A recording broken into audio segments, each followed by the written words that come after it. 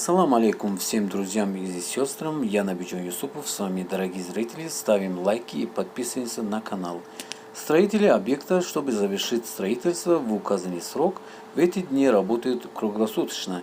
Мечеть будет сдана президентом в дни празднования 28-й годовщины государственной независимости Таджикистана. Первый камень, фундамент самой большой мечети в Центральной Азии был заложен Эмомали Рахмоном в октябре 2009 года в рамках событий, приуроченных к 1310-летию основателя ханафитского мазхаба имама Абу Ханиф. Строительство мечети на севере Душанбе началось в октябре 2011 года. Продолжается уже 8 лет. Цена проекта оценивается в $1 миллион. Выделено правительство Таджикистана.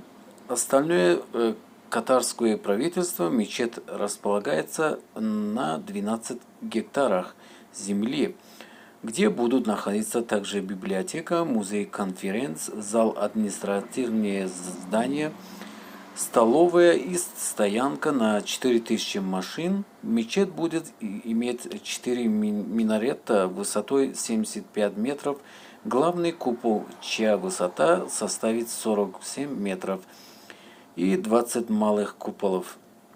В ней одновременно смогут совершать намаз порядка 120 тысяч человек.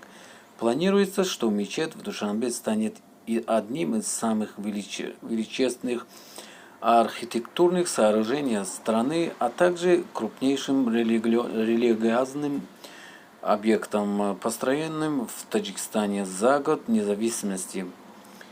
Сейчас на объект трудится свыше 600 специалистов из Таджикистана и зарубежных стран.